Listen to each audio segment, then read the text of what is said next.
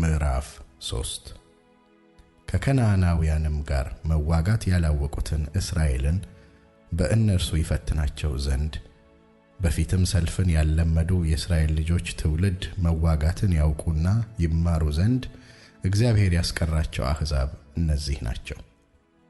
5 የፍልስጤማውያን መኳንንት፣ ከነዓናውያንም ሁሉ፣ ሲዶናውያንም ከበዓል አርሞንዔም ተራራ ጀምሮ እስከ ሐማት መግቢያ ድረስ በሊባኖስ ተራራ የሚኖሩትም ኤዊያውያን። እግዚአብሔርም በሙሴ እጅ ለአባቶቻቸው ያዘዘውን ትእዛዝ መስማታቸው እንዲታወቅ እስራኤል ይፈተኑባቸው ዘንድ እነዚህ ቀሩ። የእስራኤልም ልጆች በከነዓናውያን፣ በኬጢያውያንም፣ በአሞራውያንም፣ በፌርዛውያንም፣ በኤዊያውያንም፣ በኢያቡሳውያንም መካከል ተቀመጡ። ሴት ልጆቻቸውንም አገቧቸው። እነርሱም ሴቶች ልጆቻቸውን ለወንዶች ልጆቻቸው ሰጡ፣ አማልክቶቻቸውንም አመለኩ።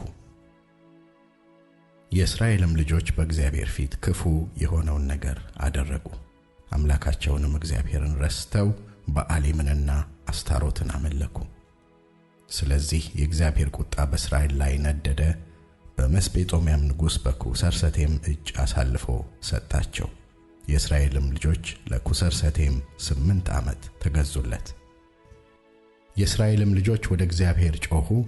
እግዚአብሔርም የሚያድናቸውን አዳኝ የካሌብን የታናሽ ወንድሙን የቄኔዝን ልጅ ጎቶንያልን አስነሳላቸው። የእግዚአብሔርም መንፈስ በእርሱ ላይ መጣ፣ በእስራኤልም ላይ ይፈርድ ነበር።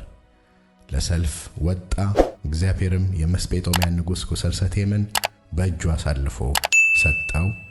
እጁም በኩሰርሰቴም ላይ አሸነፈች። ምድሪቱም 40 ዓመት አረፈች። የቄኔዝም ልጅ ጎቶንያል ሞተ። የእስራኤልም ልጆች በእግዚአብሔር ፊት እንደገና ክፉ ሥራ ሠሩ። በእግዚአብሔርም ፊት ክፉ ስለሠሩ እግዚአብሔር የሞዓብን ንጉሥ ኤግሎምን በእስራኤል ላይ አበረታባቸው። የአሞንን ልጆችና አማሌቅን ወደ እርሱ ሰበሰበ። ሄዶም እስራኤልን መታ፣ ዘንባባም ያለባትን ከተማ ያዟት። የእስራኤልም ልጆች ለሞዓብ ንጉሥ ለኤግሎም 18 ዓመት ተገዙለት። የእስራኤልም ልጆች ወደ እግዚአብሔር ጮኹ።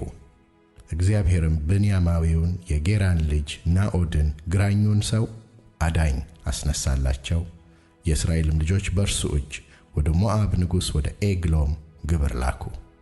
ናዖድም 2 አፍ ያለው ርዝመቱ 1 ክንድ የሆነ ሰይፍ አበጀ። ከልብሱም በታች በቀኝ ጭኑ በኩል አደረገው። ለሞዓብም ንጉሥ ለኤግሎም ግብሩን አቀረበ። ኤግሎምም እጅግ ወፍራም ሰው ነበረ። ግብሩንም ማቅረብ በጨረሰ ጊዜ ግብር የተሸከሙትን ሰዎች ሰደደ። ናዖድ ግን በጌልጌላ ከነበሩት ትክል ድንጋዮች ዘንድ ተመልሶ ንጉሥ ሆይ የምስጢር ነገር አለኝ አለ። ንጉሡም ዝም በል አለ። በዙሪያውም የቆሙት ሁሉ ወጡ። ናዖድም ወደ እርሱ ቀረበ። እርሱም በሰገነት ቤት ለብቻው ተቀምጦ ነበር። ናዖድም የእግዚአብሔር መልእክት ላንተ አለኝ አለ። ከዙፋኑም ተነሣ። ናዖድም ግራ እጁን ዘርግቶ ከቀኝ ጭኑ ሰይፉን ወሰደ፣ ሆዱንም ወጋው። የሰይፉም እጀታው ደግሞ ከስለቱ በኋላ ገባ። ስቡም ስለቱን ከደነው። ሰይፉንም ከሆዱ መልሶ አላወጣውም፣ በኋላውም ወጣ። ናዖድም ወደ ደርቡ ወጣ፣ የሰገነቱንም ደጅ ዘግቶ ቆለፈው። ናዖድም ከሄደ በኋላ ባሪያዎቹ መጡ። የሰገነቱም ደጅ ተቆልፎ ባዩ ጊዜ ምናልባት በሰገነቱ ውስጥ ወገቡን ይሞክር ይሆናል አሉ። እስኪያፍሩም ድረስ እጅግ ዘገዩ። የሰገነቱንም ደጅ እንዳልከፈተ ባዩ ጊዜ መክፈቻውን ወስደው ከፈቱ። እነሆም ጌታቸው በምድር ወድቆ ሞቶም አገኙት። በዘገዩበትም ጊዜያት ናዖድ ሸሸ፣ ትክል ድንጋዮቹንም አለፈ፣ ወደ ሴይሮታም አመለጠ። በመጣም ጊዜ በተራራማው በኤፍሬም አገር ቀንደ መለከት ነፋ። የእስራኤልም ልጆች ከእርሱ ጋር ከተራራማው አገር ወረዱ። እርሱም በፊታቸው ሄደ። እርሱም እግዚአብሔር ጠላቶቻችሁን ሞዓባውያንን በእጃችሁ አሳልፎ ሰጥቶአልና ተከተሉኝ አላቸው። ተከትለውትም ወረዱ። ወደ ሞዓብም የሚያሻግረውን የዮርዳኖስን መሻገሪያ ያዙ። ማንንም አላሳለፉም። የዚያን ጊዜም ከሞዓብ 10,000 የሚያህሉትን ጎልማሶችና ጽኑዓን ሁሉ መቱ፣ አንድ እንኳ አላመለጠም። በዚያን ቀን ሞዓብ ከእስራኤል እጅ በታች ተዋረደ፣ ምድሪቱም 80 ዓመት አረፈች። ከእርሱም በኋላ የአናት ልጅ ሰሜጋር ተነሣ፣ ከፍልስጤማውያንም 600 ሰው በበሬ መውጊያ ገደለ። እርሱም ደግሞ እስራኤልን አዳነ።